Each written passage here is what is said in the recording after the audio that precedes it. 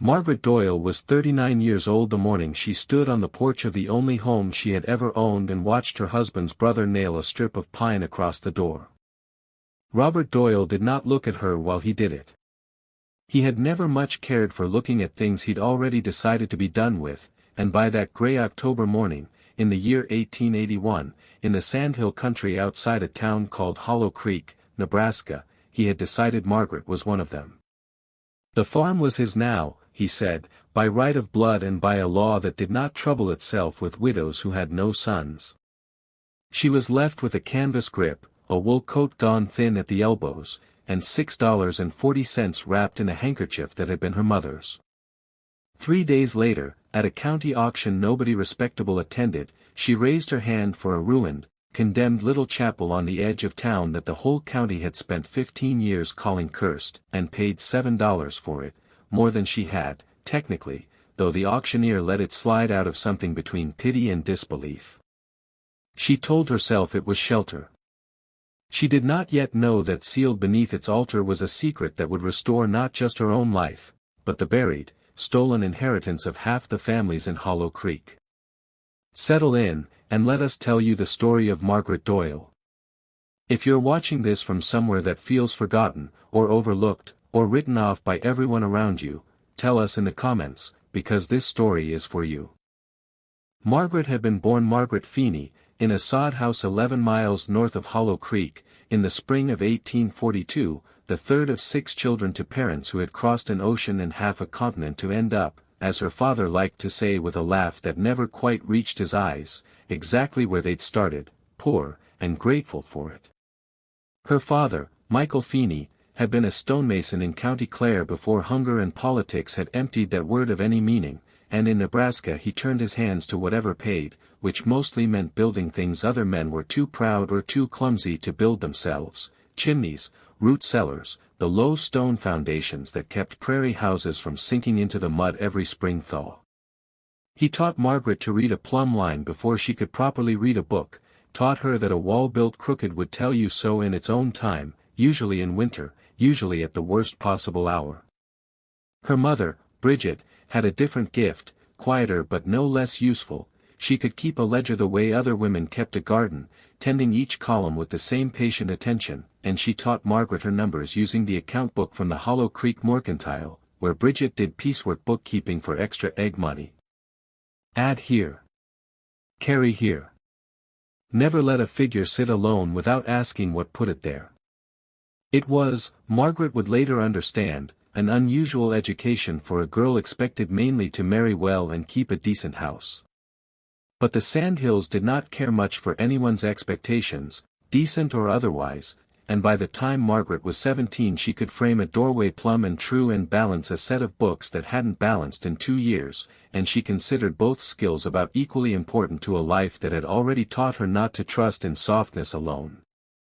She married Thomas Doyle at 19, a quiet, broad-shouldered man who farmed 300 acres his own father had broken from raw prairie sod, and for 20 years theirs was, if not an easy life, a full one. They had no children who lived past their first winter, a grief Margaret carried the way she carried everything hard, silently, and by working harder. She kept Thomas's books, entering every sack of seed and every hard-won bushel in a hand her mother would have recognized instantly. She helped him frame the new barn the summer a tornado took the old one, standing on the ridge beam herself with nails in her apron pocket while the men below called up measurements. She was, by every account anyone in Hollow Creek would later give, a woman who had earned whatever peace she might have hoped to grow old into. That peace ended in the spring of 1881, when a wet lung fever took Thomas in 11 days, faster than anyone thought a strong man could go. Margaret buried him in the small cemetery behind the very chapel she would, within the year, come to own, though on the day of his funeral it was still just a building nobody used, shuttered, sagging, avoided by the town for reasons she did not yet know and would soon know entirely too well. It was Robert Doyle, Thomas's younger brother, who came to settle the estate, and it was Robert Doyle who discovered, or claimed to discover, a debt against the farm that Margaret had never seen entered in any book she'd kept, a promissory note, he said, taken out by Thomas 2 winters back against the following year's wheat, co-signed, conveniently, by Robert himself. Margaret asked to see the note. Robert said the bank had it. The bank, when she walked the 11 miles into Hollow Creek to ask, said Robert had it.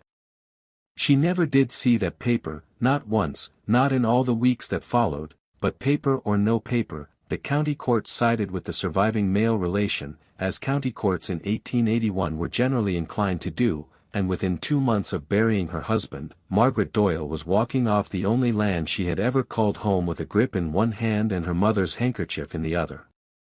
She stayed a fortnight with a cousin outside Ogallala, but a household already stretched thin over 5 children had no true room for a 6th mouth, however quiet that mouth tried to be, and Margaret understood the shape of a welcome wearing thin long before anyone had to say so plainly.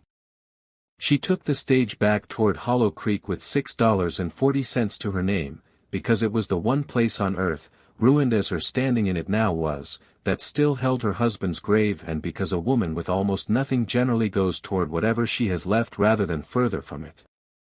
The county auction fell on a Thursday, 3 days after she returned, held in the back room of the feed store because the courthouse was being replastered. Margaret had gone in only to see if there was cheap lumber to be had, or tools, anything a woman with a stonemason's daughter's hands might turn into a living. She was standing near the back, half listening, when the auctioneer, a heavy-set man named Purdy who ran through most lots at a bored mumble, reached number 11. Union Chapel and Grounds, out past Cutter's Ridge Road, he said, and something in his voice changed, flattened out, the way a man's voice does when he is naming a thing he'd rather not be naming at all. Structures condemned. Roofs near gone. Been sitting empty going on 15 years, and I expect most of you know why, so I won't waste breath on it. Opening bids $5, and I'll tell you plain, I don't expect a bid. A ripple of low laughter went through the room. Someone near the front, Margaret never did learn who, said loud enough to carry, "Give it to the crows, Purdy, they've had squatters' rights longer than anybody." Margaret did not laugh. She had passed that chapel 100 times in her life and never once gone inside it, because nobody in Hollow Creek went inside it, though she had never fully understood why, only that the why was old, and ugly, and involved a preacher named Bonner who had vanished one autumn night some 15 years back under a cloud nobody liked to speak of directly. What she understood, standing in that feed store with $6.40 and nowhere left on this earth that was hers, was simpler than any old scandal. A structure, however condemned, still had 4 walls and a roof, however near gone, and 2 acres of ground that nobody else in that room wanted enough to raise a hand for. $7, Margaret said. The room went quiet in the particular way rooms go quiet when they've decided someone has said something faintly embarrassing. Purdy blinked at her. "Mrs. Doyle, that's $1 over minimum for a building I just told you is condemned." $7, Margaret said. The room went quiet in the particular way rooms go quiet when they've decided someone has said something faintly embarrassing. Purdy blinked at her. "Mrs. Doyle, that's $1 over minimum for a building I just told you is condemned." "I heard you," Margaret said. Nobody else bid. Purdy, perhaps out of some private mercy, perhaps only wanting to be done with the lot, let the sale stand on a promise of payment within the week rather than money in hand that day, which was the only reason Margaret Doyle walked out of that feed store owning a chapel she could not, strictly speaking, yet afford. She walked the 4 miles out to Cutter's Ridge Road that same afternoon, because there was nowhere else for her to be, and stood in front of it for a long while before she found the nerve to push open a door that hung crooked on one remaining hinge. The inside smelled of standing water and cold stone and years of undisturbed dust, and the light came in strange and colored through the 2 stained glass windows that hadn't yet been broken, throwing long red and amber shapes across pews that lay overturned like something had come through in a hurry and never bothered to set them right again. Margaret picked her way up what had once been a center aisle, boots crunching over 15 winters' worth of fallen plaster, and stopped in front of the altar, a simple raised platform of fitted stone, her father's kind of work, solid and square in a way the rest of the sagging building was not. It was, she noticed, cleaner than everything around it. Not spotless, nothing in that ruin was spotless, but the dust lay thinner there, as though something about that particular stone resisted settling the way the rest of the room had settled into decay. She knelt, more out of tiredness than reverence, and it was in kneeling that her hand found the seam. It ran along the base of the altar's front stone, straight where the rest of the floor's cracks wandered crooked, and straight was a thing Margaret Doyle, daughter of a stonemason, had been trained her whole life to notice. She pressed her palm flat against the stone and felt, very faintly, a give that solid rock had no business having. She did not have proper tools with her that first day, only her hands, and a rusted fire poker she found lying near the cold hearth in the small back room where, she guessed, Reverend Bonner must once have lived. It was enough to work the edge of the seam loose, enough to discover that the front face of the altar's base was not one solid piece at all, but a fitted stone door, mortared thin and disguised clever, exactly the kind of trick her father used to show her when he wanted to teach her the difference between a wall that looked strong and a wall that was strong. Behind it, in a cavity lined with dry cedar boards to keep out the damp, sat a lead-banded box no larger than a bread loaf, and beside it, wrapped in oiled canvas gone stiff with age, a second, flatter parcel that turned out, when she finally worked up the courage that evening to pry it open by lantern light, to be a bound ledger. The lock on the box had rusted enough that it gave way to the same fire poker without much protest, and inside, Margaret found what would become, over the following months, the undoing of one of the most respected men in Hollow Creek, and the salvation of a good many families who had spent 15 years believing themselves simply, permanently unlucky. The ledger was written in a careful, sloping hand, and its opening page read, Union Chapel Widows and Orphans Relief Fund, established this 4th day of June, 1866, by Reverend Elias Bonner, in trust for the families of Hollow Creek following the sickness of the past winter. Margaret sat back on her heels in the dust and cold and read on, and as she read, an old, half-forgotten memory surfaced in her, her mother, years back, mentioning in passing a terrible diphtheria winter before Margaret's own marriage, a winter that had taken children across half the county and left more than a dozen families widowed or orphaned or simply broken past any hope of rebuilding on their own. She had never given that memory much weight, because by the time she was grown, nobody in Hollow Creek spoke of it, and the families it had touched had mostly, so far as she knew, simply and quietly gone under, sold their land for whatever it would fetch, or lost it outright, and drifted off toward Kearney or North Platte or further west, the way ruined families in that country generally did.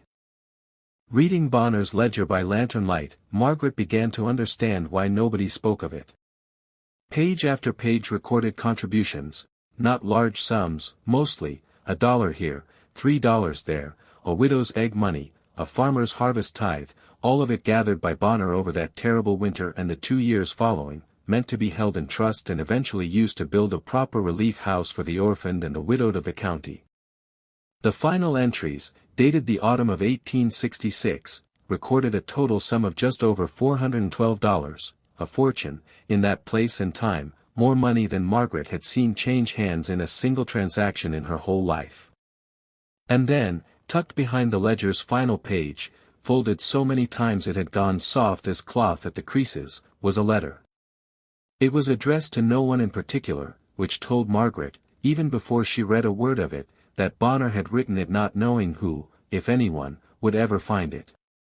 It began, "If you are reading this, then I have failed to see the fund placed properly into honest hands, and I am sorry for it, more sorry than I know how to say. I write this so that whatever happens to me, the truth of this money does not disappear along with my good name, which I expect by now has already been thoroughly ruined." The letter went on to name a man Margaret knew well by reputation, though she had met him only a handful of times, Silas Vane, proprietor of the Hollow Creek Bank and Loan, and by 1881 the wealthiest, most respected landholder in the county, a man who sat on the school board and funded the county fair and had, some 6 years back, donated the very bell that hung, silent now, cracked, in the chapel's leaning steeple. Margaret understood, standing on her own crooked porch steps facing a man who owned half the county, exactly what that offer was. It was not generosity. It was the sound of a man trying very quietly to buy back a secret before anyone else understood its shape. She told him she'd think on it. She did not tell him what she'd found, and she did not tell him that Walter Combs already had copies of the relevant probate filings tucked inside a hollowed-out family Bible at his aunt's house, because Margaret had learned enough, in 39 hard years, to know that a secret only stayed useful as long as it stayed a secret. Vane returned twice more over the following weeks, each visit a little less patient than the last, the sum offered rising to $60, then, with a thinness in his voice that had stopped even trying to sound kind, to $100. Each time, he found some fresh reason to linger a little longer on her porch, remarking once on how lonely the Ridge Road must be for a woman living alone so far from town, remarking another time on how easily an old, unsteady building like that might catch fire in a dry autumn, accidents being what they were. Margaret said nothing to either remark beyond a polite thank you for his concern, though she took to sleeping thereafter with the ledger and the letter no longer left inside the chapel at all, but sewn into the lining of her own coat, the same coat that had once carried $6.40, as though her mother's handkerchief itself had taught her, without her quite meaning to learn it, exactly where a desperate woman keeps the only thing she cannot afford to lose. When Margaret still declined his offers outright, the tone in Hollow Creek toward her began, quietly and by no coincidence she could name outright, to sour. The mercantile owner, who had extended her a small line of credit on faith, suddenly recalled it was against his policy to extend credit to unmarried women of no property. A rumor began circulating that the widow Doyle had been seen wandering the chapel grounds talking to herself, unwell, perhaps, since her husband's death, perhaps not entirely to be trusted around county records at all. It was Ada Pruitt who finally said, plainly, over tea in her small parlor one evening in early winter, what Margaret had been circling for weeks without saying outright: he means to have you discredited before you can be believed, Margaret, same as he did to poor Bonner 15 years back. You cannot wait for spring term. You must go around him. Going around Silas Vane, in a county where Vane's name sat on half the official letterheads, meant going outside the county entirely, and it was Walter Combs, quiet and terrified and doggedly decent, who suggested the one path that might work: a formal complaint filed directly with the Territorial Land Office in Lincoln, supported by the original ledger, Bonner's letter, and Walter's own certified copies of the probate records, a complaint that would, if taken seriously, force an independent investigation entirely outside Silas Vane's reach, regardless of when the circuit judge next chose to sit in Hollow Creek. Margaret made the 4-day journey to Lincoln herself that December, riding most of it on a mail coach with her mother's handkerchief, the original ledger, and Bonner's letter wrapped together inside her coat, because she trusted the mail no more than she trusted Hollow Creek's own courthouse to keep such papers safe from a man of Vane's reach. She stood, cold and travel-worn and entirely unimpressive by the standards of a Territorial Land Office accustomed to men in good coats making large claims, in front of a junior land commissioner named Harmon Reed, and told him, plainly, what she'd found beneath the altar of a chapel nobody had wanted badly enough to bid more than $7 for. At the Mercantile, did not sit again in Hollow Creek until the spring term, 5 months off, and Margaret did not trust that a secret buried 15 years could survive 5 more months once word got out that someone had started asking after it. She confided first in Miss Ada Pruitt, the county schoolteacher, a spinster in her 60s who had taught 2 generations of Hollow Creek children and whom Margaret's mother had trusted enough, decades back, to lend money to when the Mercantile's books ran thin. Ada remembered the diphtheria winter of 1866 with a clarity that made Margaret's chest ache, remembered specific names, specific families, the Petersons and the Crows and the widow Alders, families whose children she had taught and buried in the same terrible season, families who had, one by one over the following years, quietly lost their land and drifted off westward, blamed by the county's gossip on bad luck, poor farming, or plain misfortune, never once on the man who sat quietly collecting their acreage behind a banker's respectable smile. Ada, in turn, brought in her nephew, a young courthouse clerk named Walter Combs, who had access to the land records nobody else could easily get at, and who, cautiously, terrified of his own employer's temper, since Vane held considerable influence over half the county's official appointments, began pulling the original probate filings against each family named in Bonner's ledger. What they found, over the following month, matched the old letter with a precision that turned Margaret's stomach even as it steadied her resolve. Every family Bonner had listed as a fund contributor whose land later passed to new ownership had, in fact, passed that land, eventually and often through several quiet intermediate sales, into holdings now controlled by the Hollow Creek Bank and Loan, Silas Vane's bank. Descendants of several of those families, Walter discovered, still lived in the county, some of them within a few miles of land that had, by any honest accounting, once belonged to their own grandparents. Word travels in a small county the way water travels through sandhill soil, slow, quiet, and further than anyone expects, seeping under fences and around barns and through the gaps in porch conversations long before anyone thinks to trace where it started. It was not long before Silas Vane learned that the widow who'd bought the condemned chapel had been asking pointed questions at the courthouse, and it was not much longer after that before he came calling on Margaret directly. He arrived on a Sunday afternoon in a good black coat and a buggy too fine for the rutted road out to Cutter's Ridge, and he was, Margaret would later admit, entirely pleasant about it, which frightened her more than shouting would have. He admired the chapel's stonework. He mentioned, warmly, his old fondness for Reverend Bonner, God rest him, wherever he ended up. And then, gently, as though doing her a great kindness, he offered to buy the chapel and its 2 acres from her outright, $40, more money than Margaret had held at one time in her adult life, cash on the spot, no questions, no need to trouble herself further with a ruin nobody sensible wanted anyway.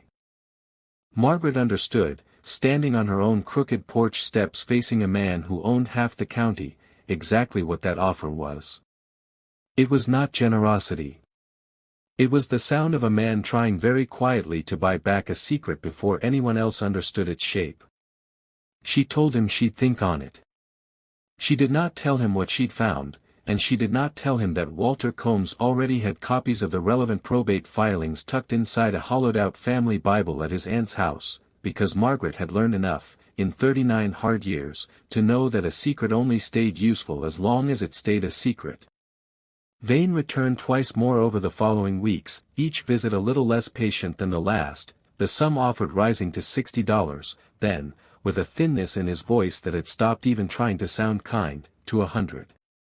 Each time, he found some fresh reason to linger a little longer on her porch, remarking once on how lonely the Ridge Road must be for a woman living alone so far from town, remarking another time on how easily an old, unsteady building like that might catch fire in a dry autumn, accidents being what they were.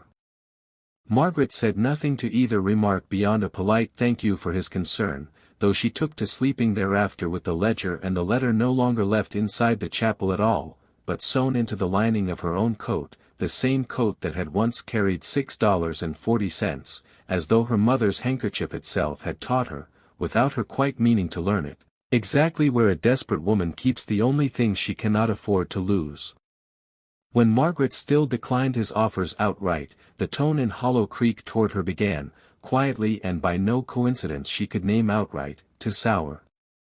The mercantile owner, who had extended her a small line of credit on faith, suddenly recalled it was against his policy to extend credit to unmarried women of no property.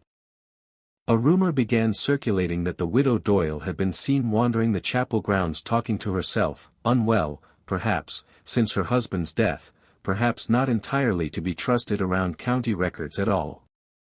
It was Ada Pruitt who finally said, plainly, over tea in her small parlor one evening in early winter, what Margaret had been circling for weeks without saying outright: he means to have you discredited before you can be believed, Margaret, same as he did to poor Bonner 15 years back.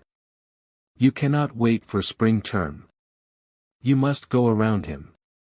Going around Silas Vane, in a county where Vane's name sat on half the official letterheads, meant going outside the county entirely, and it was Walter Combs, quiet and terrified and doggedly decent, who suggested the one path that might work: a formal complaint filed directly with the Territorial Land Office in Lincoln, supported by the original ledger, Bonner's letter, and Walter's own certified copies of the probate records, a complaint that would, if taken seriously, force an independent investigation entirely outside Silas Vane's reach, regardless of when the circuit judge next chose to sit in Hollow Creek. Margaret made the 4-day journey to Lincoln herself that December, riding most of it on a mail coach with her mother's handkerchief, the original ledger, and Bonner's letter wrapped together inside her coat, because she trusted the mail no more than she trusted Hollow Creek's own courthouse to keep such papers safe from a man of Vane's reach. She stood, cold and travel-worn and entirely unimpressive by the standards of a territorial land office accustomed to men in good coats making large claims, in front of a junior land commissioner named Harmon Reed, and told him, plainly, what she'd found beneath the altar of a chapel nobody had wanted badly enough to bid more than $7 for. Reed, to his credit, did not laugh, and did not dismiss her. He read the ledger through twice, cross-referenced 2 of the names against territorial land grant records his own office already held on file, and found, within the hour, enough irregularity in the recorded chain of title on at least 3 of the properties to open a formal inquiry that very week. It took until the following spring, nearly 5 months, in the end, almost exactly the wait Margaret had feared, for the inquiry to run its full course, and it was not, in the way of these things, a swift or dramatic reckoning. There was no public unmasking in a crowded courtroom, no gasp running through Hollow Creek all at once. Instead, the Territorial Land Office quietly voided 3 fraudulent land transfers on technical grounds of improper probate filing, quietly opened 2 more inquiries into similar transactions from that same era, and quietly required the Hollow Creek Bank and Loan to post a substantial bond against further claims while the matter was reviewed, a bond that, within the year, forced Silas Vane to sell off enough of his own holdings to cover it that his influence in the county, while never entirely broken, was never again what it had been. The land itself, the 3 parcels most clearly and provably stolen, reverted to the surviving descendants of the families Bonner's ledger had named. The Peterson land went to a granddaughter working as a seamstress in North Platte, who wept, Ada later told Margaret, when the letter reached her, having never known there was anything left of her grandfather's name to reclaim. She came out to Hollow Creek that same spring just to walk the fence lines her grandfather had once set, and stood a long while at the edge of the old Peterson well before she could bring herself to speak. The Crow parcel went to a nephew who used it, within 2 years, to build a small dairy operation that still, by the time this story is told, feeds half the county's children their milk, the cans rattling down Cutter's Ridge Road each morning past the very chapel where the truth of his inheritance had lain buried for a decade and a half. And the $412, or what could be traced and recovered of it after 15 years of quiet diversion, a good deal less than the original sum, but not nothing either, was, by unanimous agreement of every family whose name appeared in Bonner's ledger, placed in trust once more, this time under the joint stewardship of Margaret Doyle and Ada Pruitt, for the one purpose it had always been meant to serve, building, at last, a proper relief house for Hollow Creek's widows and orphans, raised not on Cutter's Ridge, where the old chapel already stood too small and too storied for the purpose, but on a fresh half-acre donated, in a gesture Margaret suspected was equal parts guilt and self-preservation, by Silas Vane himself, as part of the land office's final settlement terms. Margaret Doyle had bought a condemned chapel for $7 because she had nowhere else on earth to go, and had found beneath its altar not treasure in the way treasure is usually meant, but something rarer and, in the end, worth considerably more, the truth about where 15 years of quiet loss had actually gone, and the means, finally, to send at least some part of it home. She did not become a wealthy woman. She never once, in the retelling of this story over the years that followed, described herself as anything other than lucky, lucky that Purdy the auctioneer had let a debt slide, lucky that her father had taught her to feel a crooked seam in solid stone, lucky that Elias Bonner, wherever he'd ended up, whatever had become of him, had trusted that someone honest would eventually come looking. But those who knew her best, Ada foremost among them, understood that luck had very little to do with what Margaret Doyle had actually done, which was simpler and harder than luck. She had noticed something small that everyone else had walked past for 15 years, and she had refused, once she'd found it, to let it be buried again.